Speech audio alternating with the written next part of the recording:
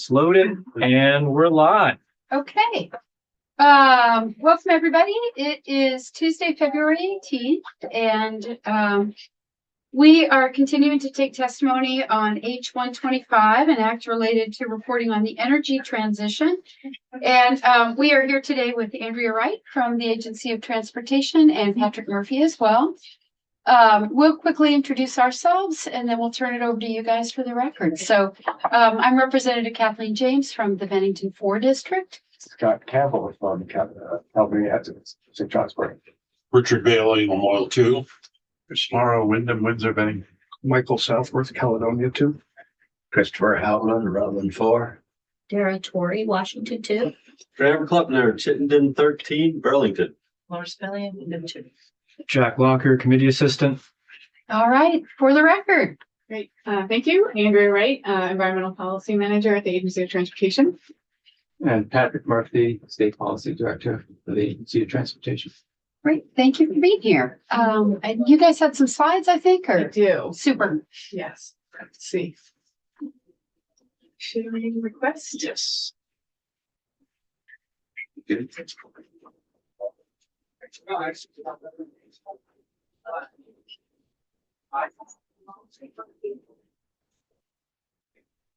Bless you. Bless you. Find it. Oh.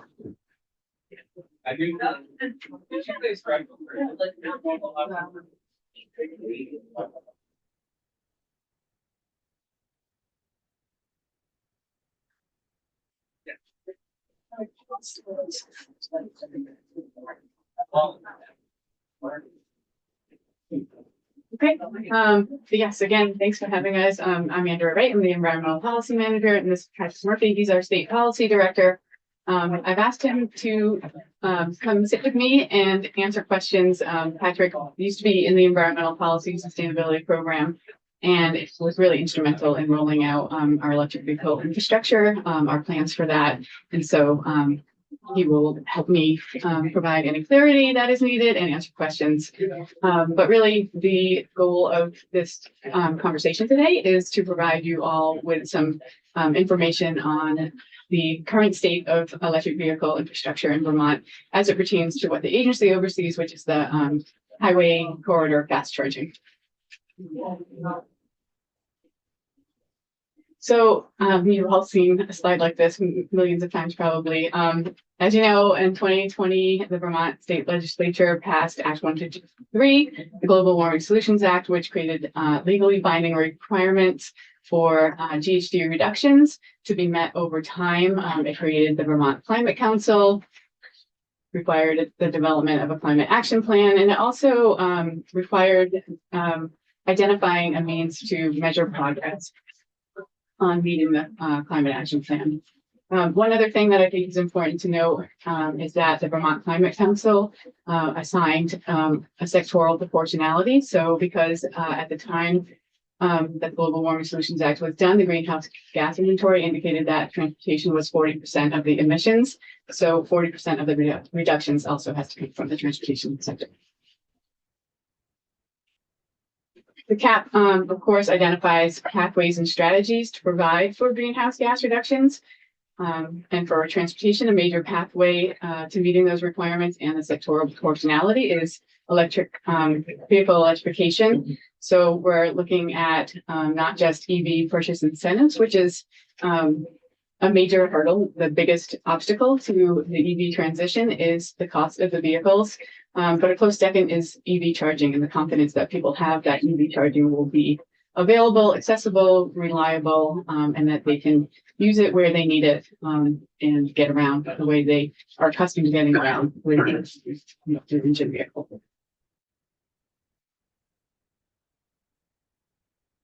As I mentioned, the Global Warming Solutions Act also includes language that requires the identification of a means to accurately measure the progress being made on achieving the greenhouse gas requirements. Specifically, it speaks to measuring the effectiveness of specific initiatives, programs, and strategies that were called out in the Climate Action Plan. You are all likely aware of the initiatives through the Climate Action Office right now to develop a measuring and assessing progress tool. I know the Secretary was in earlier I did not get to see her testimony, but I imagine that was mentioned. So the tool is they're in the phase of developing a framework. I know they had a public meeting or two on that within the last couple of weeks. So taking input on that tool and the framework that's being developed for that. Certainly, given that EVSE is in the climate action plan, there will be specific metrics developed for the progress that's being made in that space. EVSE. So electric vehicle, well, it doesn't, the SE doesn't make sense here, but electric vehicle Try it. supply equipment, we always say electric charging infrastructure. Right. Yeah, Thank sorry, you. EVSE. Thanks for asking that. So that isn't the only measure of progress in place. Your counterparts in the transportation committees also require annual reporting of progress on EVSE deployment. Previously, the state goal had been 50 miles between stations and 1 mile from the interstate. And that mirrored the requirements of the NEVI requirements, that is the National Electric Vehicle Infrastructure, that funding that's coming through the IIJA. I'll talk more about that program a little bit later. But those goals have recently changed to more accurately reflect the landscape of Vermont. It's not necessarily safe to have or available to have a station within 1 mile of the interstate. It's more likely that greater development, places that are safe, that are lit, that are accessible, that provide an economic benefit to the places that are hosting these sites are maybe within 3 miles. So that goal of 1 mile changed recently in the last T-bill. It was in the 2024 T-bill that changed to 3 miles. And also the 50 miles has changed to 25 miles, again, to create just assurance that people can drive along the corridor, highway corridors, and have a place to charge quickly and reliably. So having within 25 miles creates more redundancy and reliability. So, and then again, what was added, I believe last year also, was that they would be located in places that are safe, walkable conveniences. Charging does take a little bit longer than filling up your car. So we wanted to make sure that they are located in places that the communities that are hosting them would have some economic benefit, and people would be feel safe and comfortable in being able to charge in those locations. So this slide and the next few are really being provided just for reference to frame the discussion about what we are really talking about with fast charging. There are several different levels of charging. And again, what VTrans has been most focused on is DC/FC fast charging, direct current fast charging along our highway network. Again, just some context regarding charging rates at the differing levels and different types of equipment. Fast charging along the highway corridor network that we are deploying is a minimum of 150 kilowatts per port. So really at the higher end of the fast charging. And this slide really frames up the need for a sort of a charging ecosystem and how different levels of charging serve different purposes. We need to have enough charging infrastructure so people feel confident that they can get to where they want to go and need to go, and that they can receive the charging that they need where they are going. So again, it's, you know, you can see the different levels here and different types of charging. The different cost of installing that and how long you might expect to wait at the different places. So interstate travel, that fast charging that we talk about, is really the small point of the pyramid. If you have the rest of the pyramid built out to sufficient levels, then you don't need as much in the fast charging. And that's what we want to make sure is that there's different levels deployed throughout the state. ACCD does a lot of deployment with level 1 and level 2 charging. At workplaces and community places and multi-unit dwelling, so that people have a variety of different levels to charge from, depending on how long they're going to be at a place. To the point of cost, here are differing estimated costs of equipment and installation at the varying levels. Really, this is meant to just be a guide and to show the difference between the different levels. As more installations are occurring, we have solicitations out now that show that DC fast charging is a little bit less than what's shown here. But again, just the sort of the difference between levels. Question. Yeah. Just, can you just explain the range to me? Is it literally a range in the equipment price? Sure. So there's, if you go back to the slide or two before, there's just a pretty big range in terms of the level of fast charging. So a 50 kilowatt station is going to be just much cheaper than 150 or above, both because of the equipment costs, but then also because of all that needs to be done around it. So all the there might need to be a transformer that's upsized, vaults upsized, the conduit that's run is all. In most places, I think in Vermont, you would need, for the kind of charging that our agency is deploying, where it's a minimum of 4 150 kilowatt stations, most people, most sites are going to need to be upgraded. And that has just a much higher cost. Yeah, sure. Okay. Follow up. Yeah. Heather, you said four stations. Is that 4 separate stations? In other words, 4 cars could use the location. Sure. Is So that what the AOT standard is now for? the minimum requirement and the minimum standard for the National Electric Vehicle Infrastructure Program, which is a formula fund that came out of the bipartisan infrastructure law, is 4 CCS ports. CCS is a type of port. Right. That's the most universal now. That will probably change, but 4 ports. So it doesn't necessarily mean 4 chargers. You could have a 350 kilowatt charger with 2 ports, as long as it's able to serve 4 vehicles simultaneously at the 150 kilowatt level or above, then that would meet the requirements. Okay. So when you have 2 charging at the same time on a like 320 kilowatt station, this one that was bid on by Flow Charging, and so it would basically splits the power evenly, shares the power between the 2 ports, and that would continue to meet the requirement because you have the 160 being supplied to both simultaneously. Okay. Oh, Yeah. Thank you.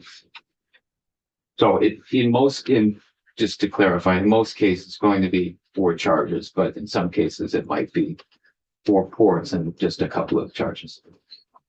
Right. Yeah. No, I'm asking about ports. How many vehicles can charge? Yeah, that's right. Thank you. Brett Howland? So charging at this minimum level of 4 units at 150, does that require 3-phase service? Yes. Yeah. So if you go back a little bit, just Northfield exit or entrance, or is there business within 3 miles of the exit 5, I believe it is. Long trip down there. Well, that's what I'm saying, but that just one of us. I wouldn't question Randolph, Sure. or Bethel, but if you go down, it's just the availability of 3-phase service. And you're only talking the interstate, you're not talking any of the major US highways, 5, 4. So the goal that was adopted by the legislature last year includes both the interstates having a fast charger at every exit along the interstate, but then also the state highway network. So from there, it's, on the state highway network, I think it refers to every 25 miles. And so the mile distance from there is going to be from an intersection. But again, it's a goal, so it's 3 miles was revised from the earlier goal of 1 mile to account for these very situations that you're talking about, where there might not be access to three-phase power, but maybe not either a commercial establishment or a set of amenities that's worth stopping at. And I think we'll let you guys proceed along so we can try to focus in on data you have available or not available that would be relevant to H125. Okay. Okay, yeah, just quickly, the same kind of slide. That was installation, the previous slide. This is operating costs, order of magnitude, annual costs. And this is just showing sort of a history of public EVFC investments in Vermont, starting in 2014. In 2017, Vermont was awarded $2.8 million in Volkswagen settlement funds. Primarily, fast charging was under the purview of ACCD, the Agency of Commerce and Community Development. And they administered that $2.8 million of Volkswagen settlement funds, which really spurred the development of public fast charging in 26 downtown locations. And the status of these, I provided a link to the report that we provided to the transportation committees on January 15th. And there's a table and a couple of maps that sort of show where we are with those funds and where they're being deployed. Let's see. Now, The current landscape, right? yes, Yeah. I have a couple more slides that show a little more detail on that as Great. it pertains to the state goals. So I just wanted to say, ACCD was kind of in charge of public fast charging through those deployment of those funds, but with the IIJA, the Infrastructure Investment and Jobs Act, the NEVI program and the Carbon Reduction Program funds, both of which allow for funds to be deployed to charging infrastructure. The Agency of Transportation has sort of taken over the lead for fast charging along the border.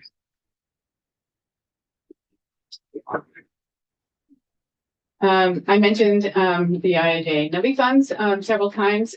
To receive formula funds for the NEVI program, charging stations must be located along federally designated alternative fuel corridors, and Federal Highway we have been applying for and been receiving recognition of alternative fuel corridors, and that's where the charging locations need to be deployed to. So just wanted to point those out. And then this is just really to show how we went about developing NEVI plans. Each year, we have to develop a plan for access to the funds in the NEVI program. And so our first plan was completed in 2022, and this is sort of the process and the factors that we considered in prioritizing where the locations would be. So again, that phase 3 power is critical for the level of charging that we're talking about. So where that was located, we wanted to look at where people were driving, the traffic volumes, and locate infrastructure along those corridors. Wanted to look at where people live and where they work. If they have multi-unit dwellings, renters aren't necessarily going to have the same access to charging infrastructure. And so we wanted to make sure that it was available to them. If they didn't have charging at their home, then they would be able to have access to fast charging. And so that was also factored into where we decided to propose locations for NEVI funding. Sorry, so this particular, I see. So the slide that you just, right. So that's showing just an example map of one of the factors you considered Yes. in picking your priorities. So here, Exactly. just for example, here's where all of our multifamily dwellings are. Mhm. Okay. Yes. And then this map more accurately depicts what the results of those efforts and that prioritization were. So really, our first priority is to build out that corridor. We have to put the funds to that corridor build out. What that means for VTrans is 15 locations. We have one location that has been built in Bradford. We were 6th in the nation to get a NEVI compliant site up. That was earlier in 2024 that we were able to do that. And now we have awarded 9 more contracts or we've made 9 more awards. We have not contracted all of them, but we're working through that process right now to roll out. Actually, it's 11, Yeah. 11 more locations. Sorry. To get towards this fully built out status. And so that's just sort of where we're at right now. Yeah, Rev Kleppner. How much of that's at risk due to federal funding freezes and such? So there has been a pause on the NEVI program funds, and we were provided 21 million in funding for the overall program. We have obligated only less than $1 million of that. So right now, $20 million is at risk for charging. Trying to remember the exact number. We have a solicitation out. Those awards that I was talking about, the 11 locations, is about just under about 9 million. So with the Bradford site, around 10 million that we have planned or that we have rolled out that still require funds because we also provide funding for the operation and maintenance of these charging locations. And so Bradford would continue to receive funds and will continue. That project is safe. All the rest of the 11 locations, we have issued stop work orders until we hear more from the federal government.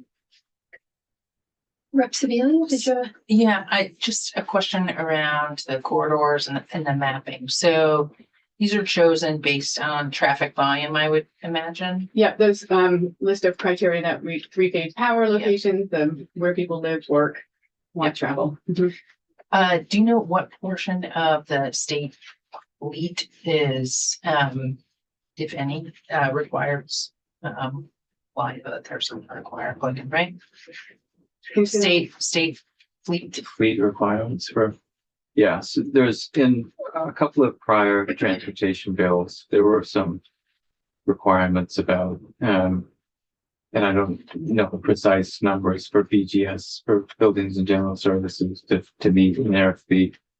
And then our agency has its own fleet, and has made some progress on, electric vehicle purchases, fully electric and plug-in. But we can get you the precise numbers on. So AOT, the agency, has its own fleet, but then we also lease vehicles from BGS. And I know the requirement was on BGS to have certain numbers of vehicles be hybrid, plug-in hybrid, and fully electric. So the reason I'm asking is just thinking, down the road, if we want someone from AOT to come to Stamford, Vermont, on the Massachusetts border, which is pretty darn far to get to. Is there any sense of if this will allow state vehicles to go to all of Vermont? I mean, we're also working on sort of a separate effort within our agency to Drive Electric Vermont is supporting us with our own fleet and developing a plan so that we have, the charging infrastructure at all the district garages to be able to support electrification over time. Okay. It's when vehicle purchases are made, that's not the moment that we should be focused on to kind of go electric. It should be before that so that we have the infrastructure and there's more confidence among staff to be able to get to the different places. So I don't drive electric, so I really don't have a sense of the range situation. So can a state vehicle make it all the way to the farthest outreaches of the kingdom or southern Vermont and get to a charging station? Do we know that that's the case? Yeah. So we've got a number of Ford 150 Lightnings that have pretty significant ranges. Yep. But that varies throughout the year. It depends on how the vehicle is being used. There's no vehicles right now that we see can have like a tow package and, as soon as you're starting to haul things and getting to sort of medium and heavy duty vehicles, it becomes more difficult to find those vehicles, and it certainly reduces the range of the light duty truck class. So yeah, it is definitely a challenge, and that's why we're working on this longer term plan to build out infrastructure to make sure that there's three-phase power at the district garages, and to be able to plan better how we make that transition over time. So is it a goal to make sure that a state electric vehicle can get to and get back at any town in the state of Vermont? I mean, it's certainly a goal to electrify more of our fleet and to be able to have the infrastructure in place so that it performs in the same way as any other vehicle that has been in our fleet. Yeah. Yeah, and as we're looking at our fleet transition plan, we're considering the use cases and determining what types of vehicles and what charging infrastructure we need for it to be able to run our business the way we run our business. Okay, and I do want to make sure that I heard you say the goal is to have some sort of charging available at all the garages. So, I the mean, highway garages. It's going to be highly dependent on what we have available for three-phase power. And so part of the work that will need to be done is to sort of identify where we have it now, where can we deploy both the infrastructure there, but then also the EV charging, and where it's going to meet up with the different use cases. So that's going to be a long-term effort. So Secretary Moore was here this morning saying that a lot of the pieces of data that we're asking for here are in lagging indicators, but maybe three-phase power is a leading indicator. Where it exists might be, where it doesn't exist might be a place for us to say, ooh. Right. Yeah. Yeah, that was definitely one of the main sort of factors, and where we decided to deploy across the state. Yeah. We're running close on time here. We want to be respectful of that. For these two maps, the first shows available DC fast chargers and the state's gaps in meeting the legislative goal to have that fast charger within 25 miles of the next charger.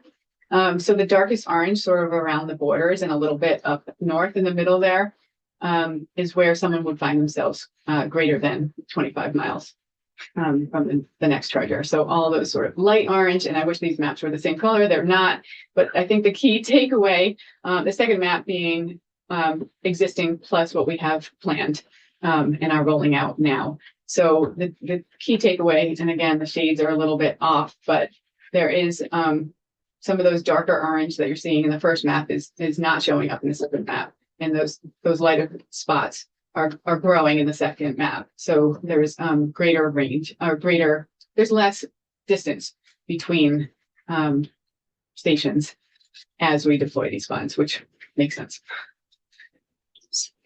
Yeah. So the darker orange is where there is greater than 25-mile distance. Yes. 50. That's a 50-mile range. So I'm sorry.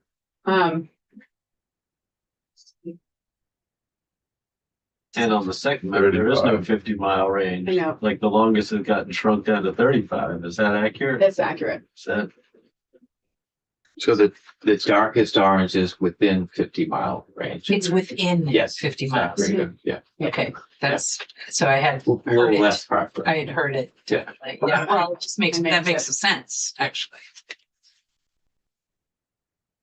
So just in terms of the next few slides kind of goes to sort of tracking where we are. And so in assessing current needs, using this DOT's alternative fuel data center tool, we've run a variety of scenarios to calculate the estimated number of ports needed to support various rates of EV adoption. And so this slide shows a snapshot based on the most current number of EV registrations that we have in state as of January, and looking at the number of PEVs and sort of the breakdown of what those are. And also, the tool asked for an input of which drivers have access to home charging. And so that 71%, the tool actually defaults to 87%, but the 71% that we entered for this exercise more accurately reflects the housing stock in Vermont and who might have access to home charging. Yeah, Rob Campbell. Sorry to keep interrupting you, but I'm wondering about whether you have any way of assessing, whether you've tried to assess out-of-state drivers' need for fast chargers. That seems to me like it could be an important factor for this. So, Yeah, so that would be sort of incorporated into the traffic volume layer that we've had. so you think it is kind of included. Yeah. Yeah. Okay. Cool. So basically, what the tool provides to us is that the number of level 2 and DC fast charging ports available to the public, and those planned to be added meet the need, exceeds the need. So we need 55 level 2, and with the planned investments that we have, we will have 912. Same for DCFC. So for where we are at with our EV transition now, we are in good shape with our plan. Instructor rollout. I didn't know if you had a question, sorry. No, I was just nodding in. One of the other items that the transportation committees have asked us to look at is how we are doing in rolling out charging support. The EV targets that were in the climate action plan modeling, the pathways modeling that was done as a scenario that might meet the requirements. And so 126,000 EVs by 2030. And this slide shows two scenarios that we looked at. One of them with the 71% of drivers having access to home charging, and then the other with 87% having access to home charging. And then you can see the number of ports needed in both of those scenarios is quite different, and really just, again, pointing to the need to have different levels of charging, and so that we are making sure that our funds are being deployed most successfully, most efficiently, most cost effectively. And with the level 2 charging being much less expensive to install and operate, and also less of a cost to the people who are using the infrastructure. Anything more you want to say about that slide? Yeah, so just to drive the point home is that, where most charging takes place is at home. 80 to 90% of folks charge at home. And that's where it's cheapest, both in terms of the consumer, but also in terms of actually deploying infrastructure. So the more that we can encourage folks to be able to charge at home, the fewer the investments we need to make in the public charging realm.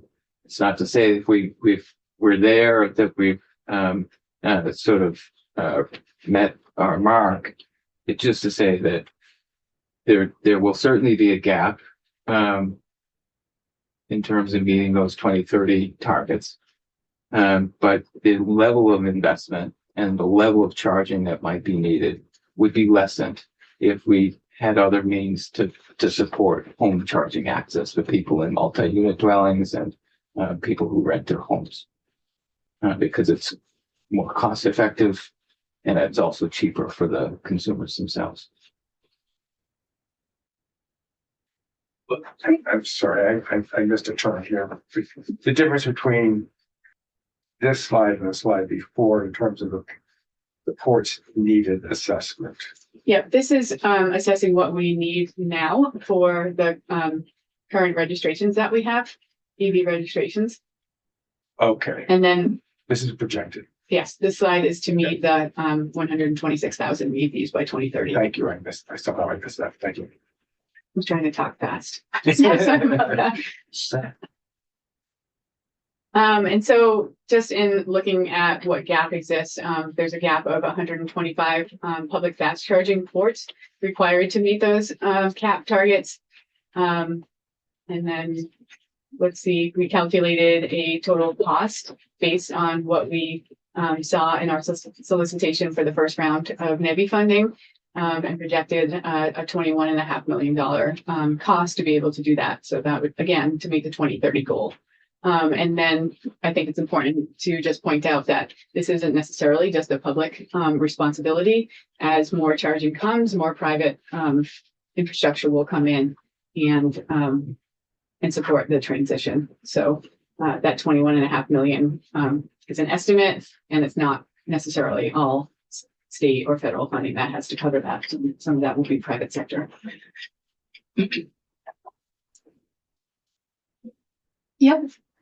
Rep. Seville? Yeah, I just want to come back to the question that I had asked before, which was around, is it a goal to ensure that state vehicles can travel to every town in the state, to fully plug in and there's enough. Yes. No. Just kidding. Sure. He's I getting mean, mine. is it a goal, or, and I heard an assurance, but is it that is something that will happen, or is it a goal? Yeah, I don't know if it's an explicit goal that's written in the, agency policy. I just know that the work that we're doing is to make sure that we have in place the infrastructure to support a transition in our own fleet. I do know that there are concerns from folks within maintenance and fleet just about the availability of vehicles to perform the work that they do, the plowing. And as you move from just light duty trucks, light duty vehicles that's just moving around the state, to vehicles that are really being, heavily serviced, that have specific applications, it becomes more difficult. And that's the availability of those vehicles is what is sort of lacking at this point. So Rep. Morrow and, oh, sorry, and then I just want to, I think I'm being clear, and I think you're saying to me, that there's concern around the availability of certain types of vehicles. Yeah. What I'm concerned about is that you all can hop in a car that is a plug-in and get to Stanford on the Mass border and back, that someone is thinking about making sure that the infrastructure exists for our state to be able to interact with every community. Yes, and we don't have any stated goals or like explicit goals, like Patrick said, to say we will have this many in our fleet by this date. We are going on a use case scenario right now to say we need to function in this way. And as vehicles come into production that support those needs, then we will transition to them and the infrastructure of them. As vehicles come into production that support the needs to get where we need to go as an agency to support public and. Can I help clarify? Most of what they're trying to do, we don't have vehicles currently, trucks. Yeah. That you can run in the winter with a plow. That's not what so that's why I keep asking. But passenger car, Yeah. if they just for agency use. Yeah. That's realistic, That's what I'm asking. right? But a lot of their vehicles are not passenger cars, they're utility vehicles, trucks, etc. Yeah. Those vehicles do not exist currently. Understood. That I know. Oh, okay. So it was really around passenger. It's around state employees going to see Vermonters in their communities. So the goal for the agency is certainly to build out a statewide network that will serve anyone, any consumer, any resident, even visitors, as well as state staff, to be able to get where they need to go. So that is the point of the entire National Electric Vehicle Infrastructure program, is to reach into the areas where private investment may not have been there, may not be there for some time, to be able to encourage that to happen and build up to a level where private investment eventually does see that there's substantial demand to then encourage in turn further investments. So that the work that we're doing in our unit is certainly entirely focused on building out that charging infrastructure to support travel throughout the state, so that nobody's stranded, whether they be residents or state staff. So, just to kind of refocus on H125, Yes.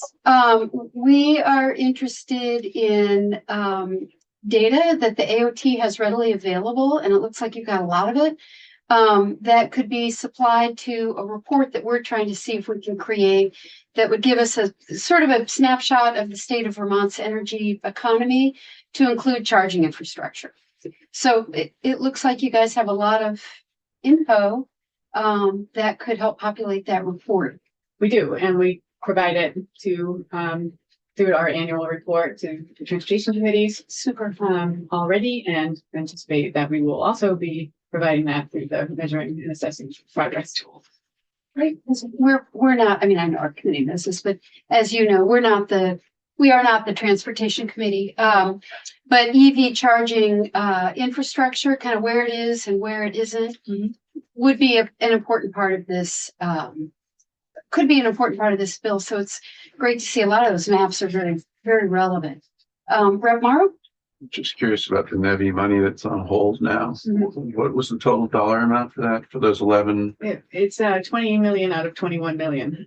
20? Million out of 21 million that was apportioned to us. Okay. So But I think, sorry, your question was around,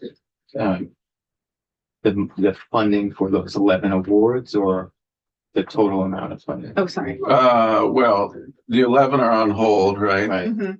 And so what's that So amount? it was about $8 to $9 million there. 8 to 9 million. And then there was more, another 11 to 12 on top of that for subsequent projects. Yes. Right. Yes. That's what I was now thinking. And they're paused. The federal government has indicated that they are going to relook at the program and come up with new guidelines and potentially new requirements for different plans. And we'll have to submit new plans to Apple. They say they're going to do that this spring. What they've done is they've rescinded approval of our 3 prior plans. And in this formula fund, the approval of the plan is what allows us to access each new year of the apportionment. So they've in effect said, all your plans are no longer approved, and therefore you can't access the funding that those plans had previously unlocked. We couldn't have a guy who's like, has an electric car company and charges some of it. Just. Never mind. Onward. You left out the key descriptor, a sane guy. That's the only good stuff. All right. So back to H125. So your thoughts on the bill? It sounds like data you would have that you already issue in your annual report around EV charging infrastructure, where it stands and where we're hoping it'll go is pretty robust and readily available. Yes, Great. it's available. Super. Additional questions about H125? Great. Thank you so much for joining us. Thank you. Yeah, really appreciate it. Yeah, so. And